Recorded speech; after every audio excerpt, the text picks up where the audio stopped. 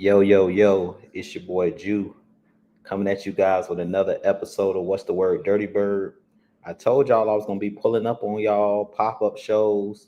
I went live, I believe, last Friday, but I'm about to get back in my routine of going live. So, you guys, make sure you turn on that notification bell. Make sure when you come in here, you step on that like button for your boy.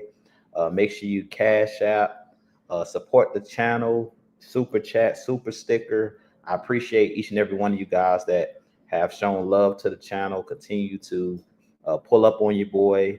The like button is free, so make sure y'all hit that like button so we can get the algorithm going. But today I do want to talk about Devon Diablo and why I think that he's going to be the key to this Atlanta Falcons defense in 2025. So as you guys come in, just make sure you hit the like button for your boy. Make sure y'all show your boy some love. I hope all is going well with you guys on this Tuesday afternoon. But I'm about to get back into it. Like I told you guys, what's the word, Dirty Bird? I'm trying to get back to doing my Tuesday shows as we get closer to training camp and things of that nature. You guys, make sure you guys go over to the Heavy Hitters live channel. Me, Mad Mike, the Don, K Styles. Y'all make sure y'all get us to 1,000 over there as well. And make sure y'all support all of the channels. Mad Mike Sports, all of us have our own channels.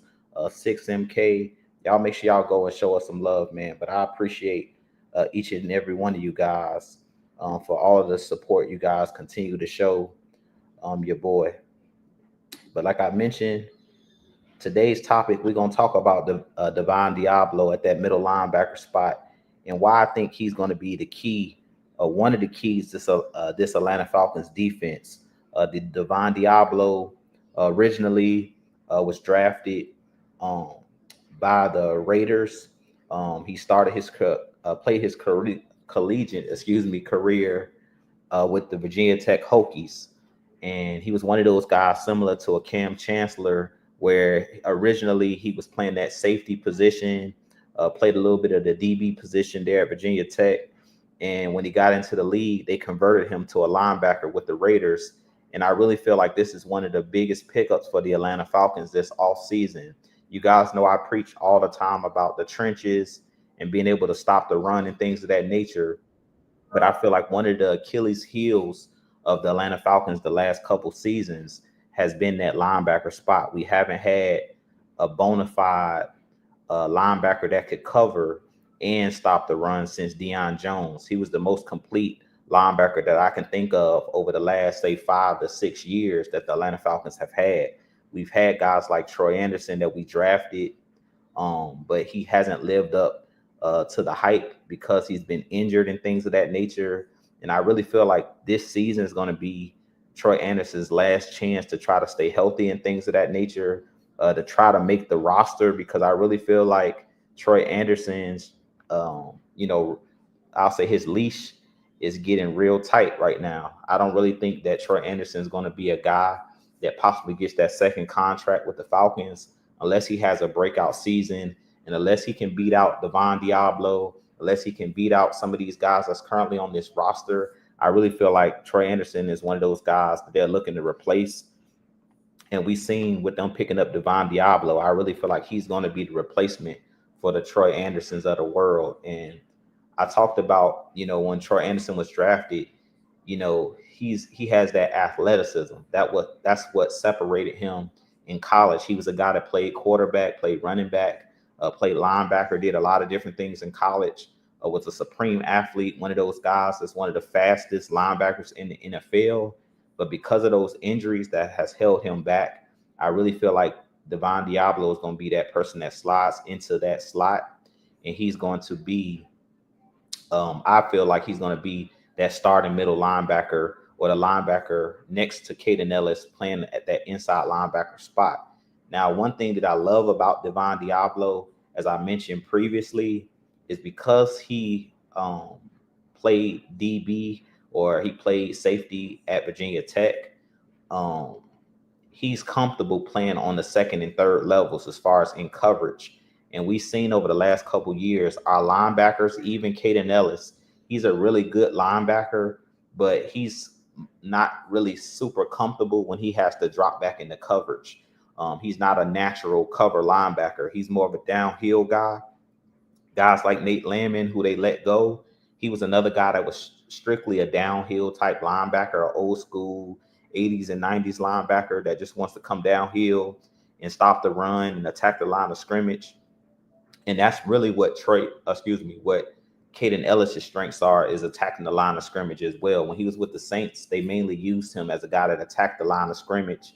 And when we had Ryan Nielsen here 2 years ago, that's pretty much what he did with Caden Ellis and Landman as well. We didn't see those guys struggle as much in coverage because Ryan Nielsen didn't ask those guys to do a lot of coverage. He had those guys just attacking the line of scrimmage. And that's why you've seen guys like Nate Landman have really good seasons. You've seen guys at Ellis and Landman. You see those guys how they best, I'll say, seasons really playing in that scheme with Ryan Nielsen. But now that you have Raheem Morris, now that you have Jeff Ulbrich, who were here in 2016 when we went to that Super Bowl, we know that they're going to have some iteration of that Dan Quinn cover 3 type style defense. Now, I don't think it's going to be strictly cover 3, but we know playing in their particular scheme that Dan Quinn, that cover 3, that Gus, I can't think of his name at this, Gus Bradley, playing in that Gus Bradley type scheme. All of those guys are cut off that same cloth as far as playing that cover 3. We know that you have to have athletic guys. And when I seen the guys that we drafted in Jalen Walker, when I seen them go after James Pierce Jr., that told me like what they're leaning towards as far as this Atlanta Falcons defense. Jeff Ulbrich talked about it a little bit in the post draft, where he talked about he looks for his linebackers to be fast. That was one of the first things he said. I want my guys to be fast. I want them to be quick off the line. I need guys that are athletes. And that's what Devon Deablo provides at that inside linebacker position. He's going to give you Deion Jones type of style, where he's a guy who can cover. He's a guy that can play downhill, but he's like a Swiss Army knife. He's even a guy that can play on the 3rd level if you need him to play on the 3rd level, because that's what he did in college as a safety. So I really feel like having that guy, that Deion Jones, I really feel like that's what took that Atlanta Falcons team in 2016 to the next level. Was Deion Jones was one of those guys that was a running back stopper. He was one of the guys that was the Achilles heel for Alvin Kamara with the Saints, because he had that ability to stop all of those passes in the flats and things of that nature. And if you think about last season where the Falcons struggled, we really struggled with being able to stop teams from throwing those quick bubble screens. We struggled when our linebackers had to drop into the middle of the field.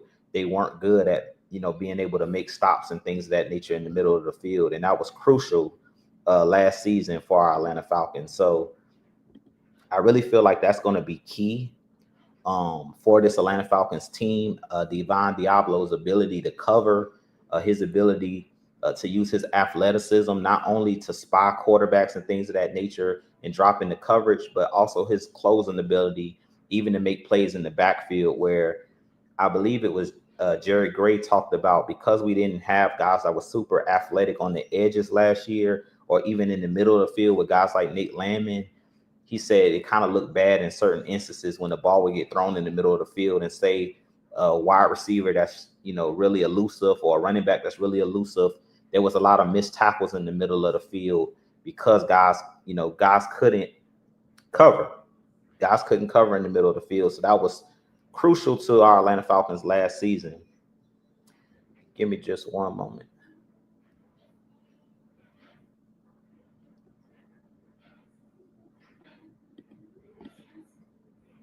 All right. Let me see here.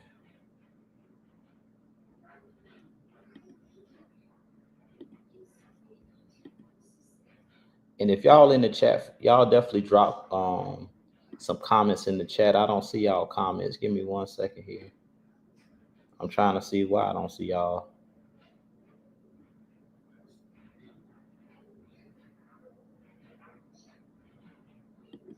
Okay. But with that being said, man, like I said, I appreciate each and every one of you guys joining me. It's not going to be a super long live show today, but I just want to give kind of my comments and things of that nature of kind of how I currently feel about this season, as far as our Falcons, and far as the Devon Diablo. Like I mentioned, I expect um, us to be a lot better on third downs, which is something that we struggled with last season. We struggled with being able to get off the field because we weren't good at stopping the run. And then last year, I definitely remember in that Denver game, I really feel like in that Denver game, it was crucial as far as being able to stop teams from being able to throw the ball short because we were playing off the ball, like 8 to 9 yards off the ball. Um, and then our linebackers and things of that nature, like I mentioned, they weren't super athletic, so they couldn't close. But I really feel like this year, with the athleticism that we've added with guys like James Pierce Jr., with guys like Jalen Walker, we've seen those guys be able to, I believe those guys will be able to make plays even from that outside linebacker spot, is being able to close on quarterbacks that scramble outside of the pocket, and then also with guys being able to drop into the flats at times, because that is something that Jalen Walker did in college. He did play off-ball linebacker a little bit. He is a guy that can drop into the flats. James Pierce Jr. was mainly used as a guy that would attack the line of scrimmage, but he is a guy also at times where they would drop him in the flats when he played at Tennessee. So I really feel like having those guys, those athletic guys on the outside, is going to help our team on third downs, because last year I really feel like our secondary looked a lot worse than they really were in a lot of those games, because even when they plastered and they had good coverage, guys were able to scramble for first downs, which we've seen in that game against Washington. With Jaden Daniels, we've seen in certain games as well, where they would just throw the ball, like I mentioned, in the flats in that Denver game, and a lot of games where they would throw the ball short of the sticks, would still be able to pick up, the first down, because we wasn't getting a lot of pressure up front. But outside of that, I really feel like um, this Falcons defense, I think, is going to be much improved with guys like Jeff Ulbrich at the helm. I do believe, like I mentioned earlier, that we're going to run some iteration of that cover three, but I think that we also are going to be more aggressive, meaning expect to see more blitzes, expect to see a little bit more exotic blitzes, where it's not just guys coming in the A gap and blitzing the two linebackers, like the double A gap blitzes. I expect to see some zone pressures, meaning some corners coming off or safeties coming off. I expect to see guys like Devon Diablo and Ellis coming off the edge at times. I expect to see even guys like we picked up, like the Xavier Watts and Billy Bowman. Even those guys, I could see those guys being used in some big nickel situations at the linebacker spot, and using those guys as spies on a quarterback or being able to blitz, because those guys are really good at making tackles in open space. So, with that being said, I really feel like this Atlanta Falcons defense has the opportunity to be like I'll say like a top 15 unit as far as like yardage and things of that nature.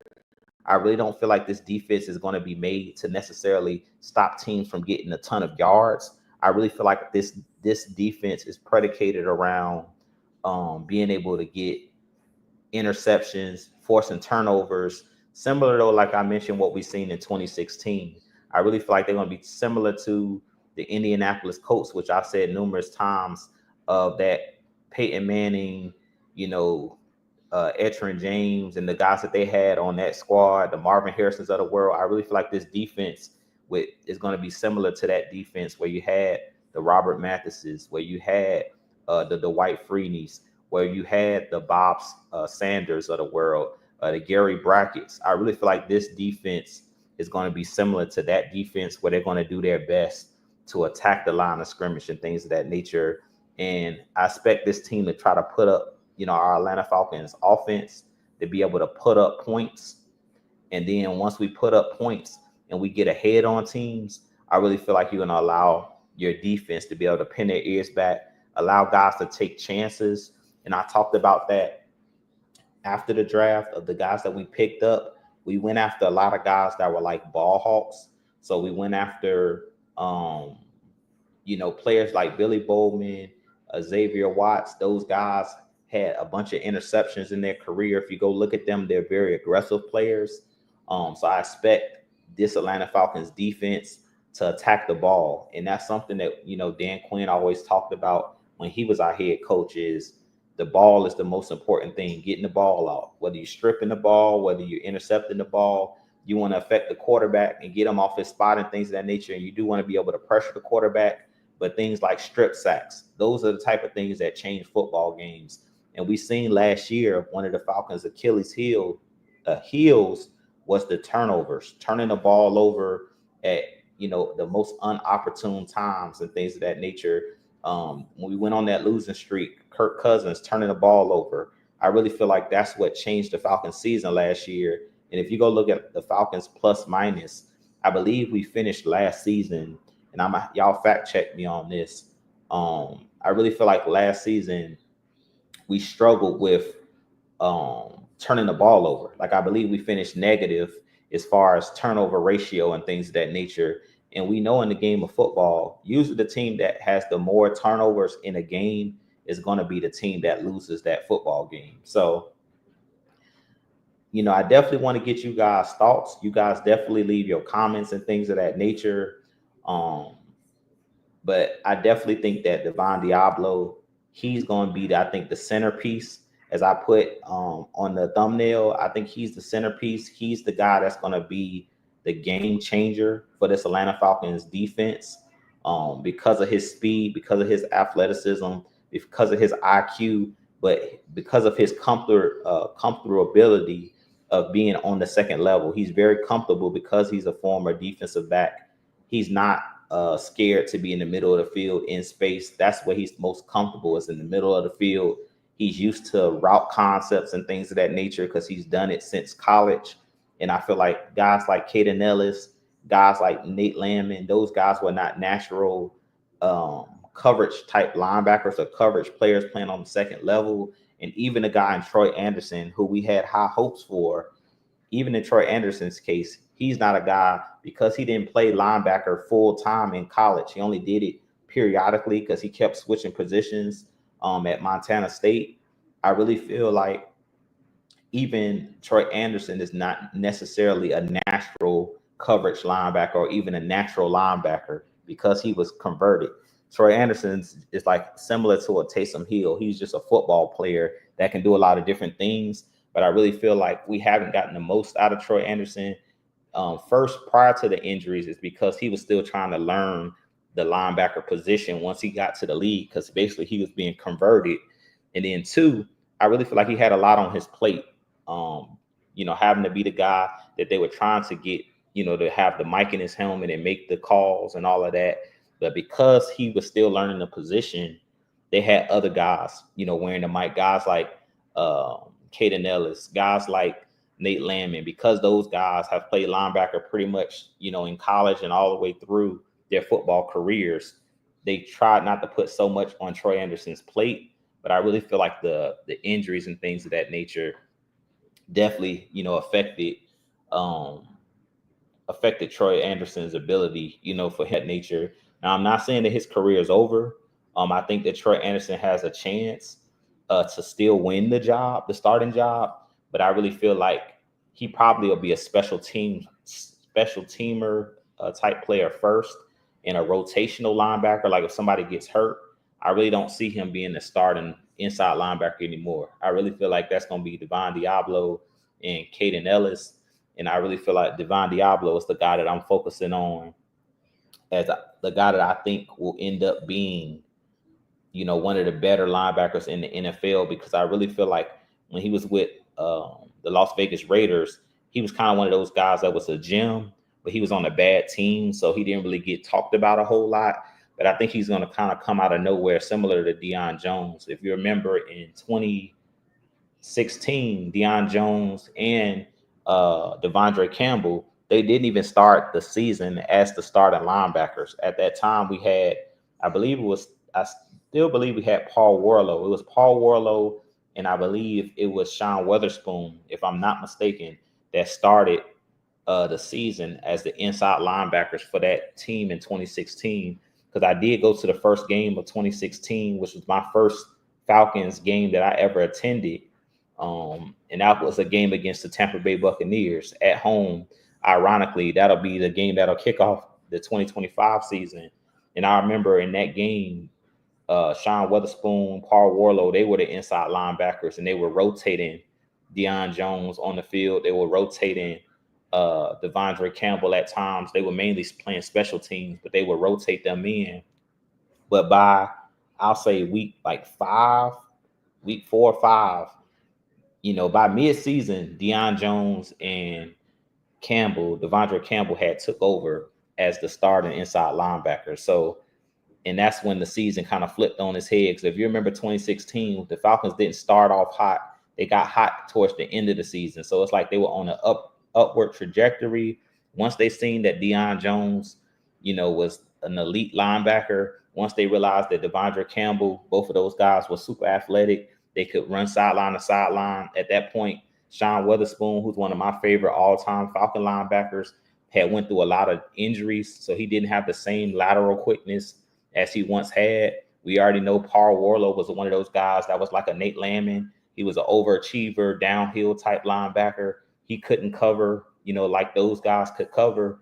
That's what, to me, what flipped that season on its head. So I really feel like in this instance, it's going to be the same exact thing. I really feel like it's going to be, the Divine Deablo's job to lose. And I feel like he's going to end up winning that job because I feel like they kind of targeted him in free agency. And Jeff Ulbrich, one thing that I love about Jeff Ulbrich is he's a guy that knows what he wants. He understands talent. And that's what I liked about, with his post-draft talk about him talking about what he needs out of linebackers, what he expects out of pass rushers. He knows, he's been in the league long enough. He's been a former NFL linebacker, so he knows, what works. He knows what doesn't work. He knows what he wants and what he wants his Falcons defense to look like. He has a vision, and I really feel like when you have that vision, I really feel like this team has a chance to do some special things. But I really feel like the centerpiece, Divine Deablo, he's going to be the unsung hero of this Atlanta Falcons team with his ability to not only cover running backs out of the backfield, attack the line of scrimmage and slow down these running quarterbacks, but also his ability to cover tight ends. And that's been one of our backbreakers and Achilles heels over the last couple seasons, where we had guys like Richie Grant, but we had, our linebackers that just couldn't consistently cover, the Cade Ottens of the Tampa Bay Buccaneers, where those guys made plays, the McBrides of the world that played with the Arizona Cardinals. Now you have, that legitimate linebacker, that X factor where he can slow down, those guys that move the chains on third downs, which in today's NFL, based off of the rules and things of that nature, mainly the guys that are able to make plays are the guys that can flow sideline to sideline. Those are the guys that make plays. In today's NFL on third downs, most teams are looking to throw the ball in the middle of the field because of the rule changes. You can't no longer decapitate somebody. If they come across the middle of the field back in the day, in the early, the 80s, the 70s, 80s, 90s, and even early 2000s, you couldn't just run across the middle of the field with guys like Ray Lewis lurking, with, the Steve Atwaters of the world lurking. You couldn't just run across the middle of the field and not expect to get hit. Now with today's rule changes, because of the safety precautions, you can no longer really instill that type of fear in guys running across the middle of the field. And that's why you see so many teams getting these tiny guys at the inside slot position, like the guys, the Wes Walkers of the world. Some of these smaller guys that are playing in the league nowadays wouldn't have been able to hold up in the early 2000s, in the 80s and 90s, based off of the rules. They would have got decapitated. They would have got injured because dudes would have been able to, there was no such thing as a defenseless player in those times. So I really feel like the quarterbacks of today's NFL and the offensive coordinators, because they know that you can't no longer decapitate or try to intimidate by laying huge hits on guys that's defenseless. They've pretty much abused that, and I really feel like it started kind of with the Tom Brady's of the world. If you go look at Tom Brady, those years he was putting up crazy yardage when he had the Julian Edelmans and the Wes Welkers. Wes Welker was catching over 100, being targeted over 100 times. He had, I think, a season where he had over 100 catches, is because he knew, if I throw the ball in the middle of the field, these linebackers can't decapitate. They can't, lay the boom, or it's going to be a flag. So they got away with it. And I really feel like now teams are really exposing the middle of the field. So you have to have guys, linebackers. You have to have guys that's athletic enough, corners and safeties, nickel corners, that can cover, play sticky coverage in the middle of the field, because now every team is looking to take advantage of the middle of the field. That's where the ball, I'll say a good percentage of the time, teams are looking to expose that middle of the field, whether it's with quick slants, whether it's with jerk routes and things of that nature, whether it's with their running backs doing Texas routes and doing different routes out of the backfield, whether it's swing passes, that's where opposing teams are looking to move the chains on third down. They're trying to look to throw the ball somewhere quick over the middle of the field to try to take advantage, or throw the ball up the seam, because they know, even if I throw this person towards the safety can't hit him. He has to give the opponent an opportunity to catch the ball, and he can't hit him in the head. He only can hit him in a certain target. And that's what I think makes the game, to me, it makes the game even more dangerous for guys that are trying to make plays, because now you have to second guess. You can't just play fast and go out there and just, like I mentioned, decapitate guys. But with that being said, I'll probably be on here just a few more minutes, because I'm having trouble here with my computer and things of that nature. It's not allowing me to pull up different things and pull up you guys' comments. But if you had a comment, definitely leave it below this video, or just send it in my community tab, or under one of my videos I've done. But I will be going live a lot more, just doing pop-up shows with you guys, giving you guys good content, giving you guys, getting you guys thoughts and things of that nature, of the Falcons, and, what I expect them to do this season. But I really feel like, as far as the defense, I definitely think the defense is going to be much improved. I do think last season, the defense is kind of what held the team back in a lot of those games. Late in the season, of course, it was Kirk Cousins, turnovers and things of that nature.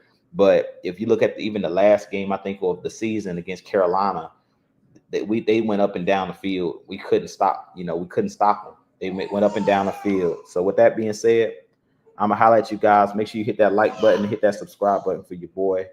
As always, be blessed. Peace.